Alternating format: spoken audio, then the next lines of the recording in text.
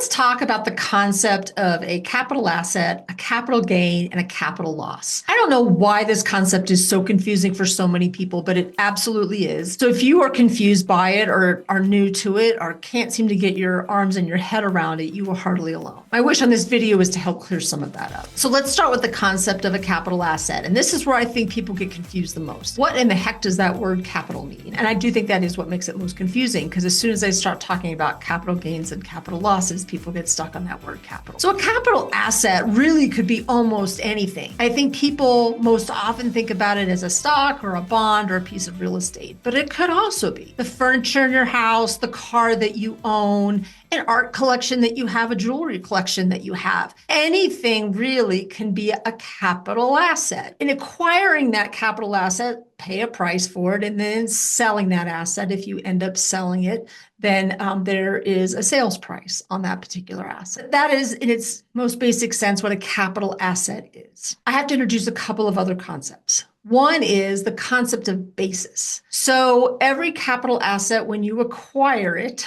has a basis. Generally speaking, that basis, when you purchase it, is going to be the purchase price minus any transaction costs. I think it's most easily considered the purchase price for most people. That's usually where people will start. So purchase price. It is the basis. Now, if it's possible to depreciate that asset, let's say you have a piece of real estate and you on your taxes are taking depreciation on it, that basis might actually be going down. So there is a calculation of basis that needs to happen at some point, because in reverse, if you add value to, let's say, a piece of real estate, you are actually increasing its basis. So there needs to be a calculation of basis somewhere in the concept of capital assets, capital gains, and capital losses. You've got to start with that basis. Then there's another concept of selling this asset, and that is going to be your sales price, or actually it would be your sales price minus any transaction costs. And that particular number minus the basis is what's going to be the difference. And we're either going to call that a gain or we're going to call that a loss. So let's put some numbers together on this, because I think that makes it a little bit easier. So let's say you buy a stock for $100, and let's say you pay a transaction cost of $10 on that, just trying to keep the numbers easy. So your basis in that asset is now $90. So let's say that asset appreciates and now that stock is worth $200. And let's say it costs you $10 to sell it. So your sales price is now at $190. That $190 minus that $90 of basis is $100. You have $100 of gain in that particular asset. That also works in the negative way. So let's say you buy something for $200. You have $10 of transaction costs, so your basis is $190. Let's say you sell it for $100, but it costs you $10 to sell it, so your sales price is $90. That $190 minus $90 is $100, but that is a loss because you sold it for less than you bought it. So that is the basics of capital asset, basis, sales price, capital gain, capital loss. Now, it's all a little oversimplified, because when you get into real estate or even some other assets, you can increase your basis along the way, and you can also decrease your basis along the way, depending on how you're treating that in your tax return. So again, basis can be tricky when it's calculated as well as the sales price at some point, but really the basic concept is you bought something at one price, you sold it at another. If you sold it higher, then you have a gain, and if you sold it less, you have a loss. The next piece that I want to talk about, you can start to pull some of these concepts together, is that while you own a capital asset and you have not sold it, it might go up in price or it might go down in price. And so you might hear people talk about, I've gained value, I've lost value. The issue with capital assets is that there is no taxable event until the piece of property is sold. And I think this is also where people get hung up, because what will happen is they will look at their statement and they'll see, okay, I bought this stock at $100. It's now worth $200. Oh, I must have to pay taxes on that. Actually, that's not true until you sell the stock. So there's this concept of realized and unrealized gain. So when you have a asset, let's say that stock at $100, and you see that it's gone up to $200, what you have there is unrealized gain of $100. That $200 minus the $100. Again, I'm going to oversimplify here a little bit, but that $100 then is unrealized gain because you haven't sold the stock. Now, once you go and you sell that stock, now you've actually realized that gain, right? So these are all terms of art that you hear, like me in the financial services industry or your tax person, anybody that's in finance will use these terms. And I think that's what also makes things a little bit confusing. So you've got a stock, bought it at 100, got it, still own it at $200, but haven't sold it. That's an unrealized gain, no tax implication. Once you've sold that stock at, let's say, $200, and you've made $100 on it, you now have realized gain. Now you have a tax implication. What implication there is depends largely on how long you've owned that particular asset. So in the world of finance, if you've owned that asset for less than a year, you have what's called short-term gain, short-term realized gain. If you've owned that asset for a year and a day or longer, you now have long-term realized gain. And the difference in taxes on short-term realized gain and long-term realized gain is that the short-term realized gain is almost always taxed as if you had earned that money at your job. We would call it as on an earned income basis. If you have that asset for a year and a day or longer, and you have a long-term realized capital gain, now that particular gain is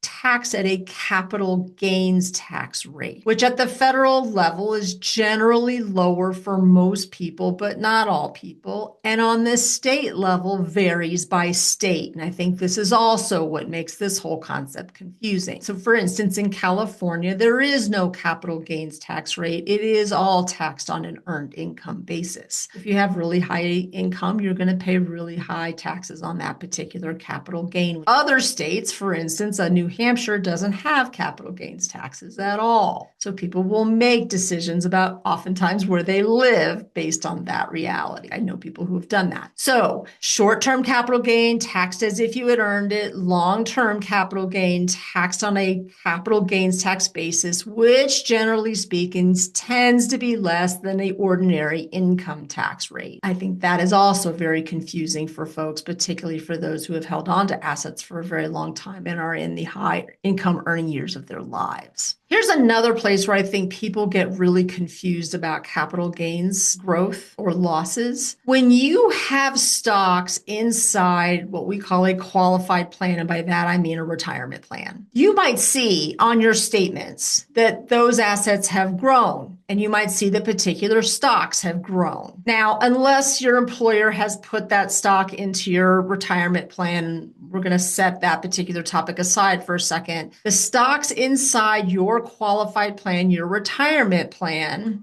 when you sell them, actually are probably going to have no tax consequence, because what triggers the tax consequence on your retirement plan is you're making a withdrawal from that account. You might have stock in there that you bought at 100 and now you're selling it at 200. That's all good and fine, actually, because it's a retirement plan. It's in that particular wrapper. I consider money like candy in a wrapper, so that the candy is the juicy, yummy morsel that you spend to get things in your life that you want, and the wrapper is the tax implications. And what's happening inside the retirement plan is that, yeah, you might have stocks that you buy and sell for gains and losses, but it doesn't matter because the tax wrapper on that only gets activated when you open up the wrapper and pull money out. So when you take a withdrawal from that retirement plan, regardless of how long you've held the stocks inside of it, you are going to pay taxes on that on an earned income basis as if you had made it on your job.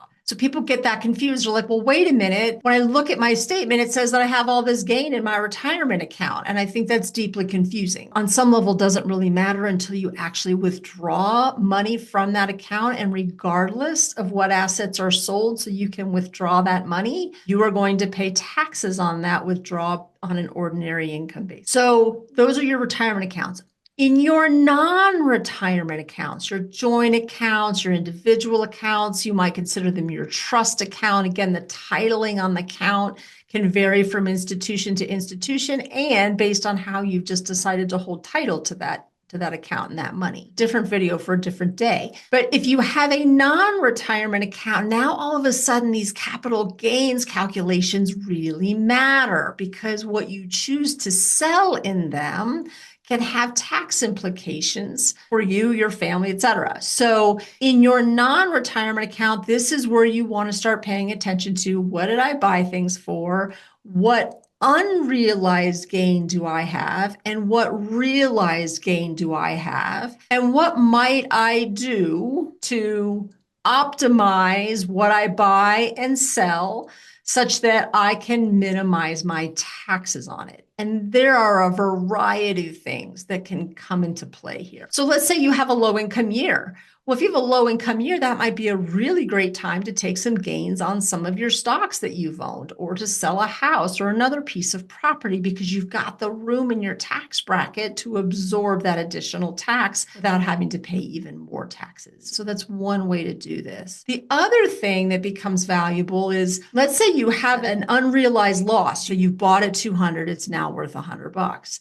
And you don't really see it recovering. Well, now you have an opportunity to sell that asset at a loss. And if it's a short-term loss, you can use a portion of that against your earned income, but you can use a big chunk of losses against your realized gains. So in this particular case, let's say you've got a stock that you bought at $100, you're selling it at $200, you've got a $100 gain. And let's say at the same time, you've got a stock that you bought at $200 and you sold it at $100 and now you've got a $100 loss. You can sell both of those assets. The gain will offset the loss in most cases, and you will be able to pay no taxes on that. And now you can reallocate that money into another asset that you wish to own. Be mindful that there's a concept called the wash sale rule. When you have sold an asset that is at a loss and you actually do believe it's going to come back, and now you just want to buy it at another price that is lower than what you have it to lower your basis on that or increase your basis on it. However, you're strategically trying to work on this particular asset. You just have to make sure you wait 31 days to repurchase that asset, or you won't be able to take the loss on your tax return. So that's why it's important in your non-qualified accounts to pay attention to these things because they're capital assets. There might be unrealized gains and unrealized losses. There might be realized gains and realized losses. And you want to just make decisions about whether or not you buy or sell them based on what is working for your particular financial plan, both today and what you perceive to happen in the future. Because there's lots of tax strategies that you can use to manage this. And also, just very briefly, there's an opportunity to gift it to other generations or to other people in lower tax brackets. You can gift that money away. You can give it to charity. There's lots of opportunity when you have money in these non-qualified accounts that have gains so that you can further your own financial goals and desires that you have in your particular life. This is the concept of capital asset, capital gains, capital loss, realized, unrealized, taking a sale where you gain money and taking a loss where you've lost money and harvesting those losses so that you can use them against your gains. And low income years, taking those gains so that you can pay little or no taxes on them. There's just all kinds of things that you can do. I know I sound like a broken record, but look, you've got to look at the big picture here. You've got to talk to your tax professional about these things. You've got to talk to your financial planner about these things and just make sure that you understand the implications of what you're doing. But really the purpose of this video was to try to help you understand, okay, what is a capital asset? What is a capital gain? What is a capital loss? Why do I care? How do those things get taxed? Owning them for less than a year, owning them for a year and a day, and the tax implications of that. That's what capital assets are. With any luck, this has been somewhat valuable. I'm Jessica Lanning. Lanning Does Planning.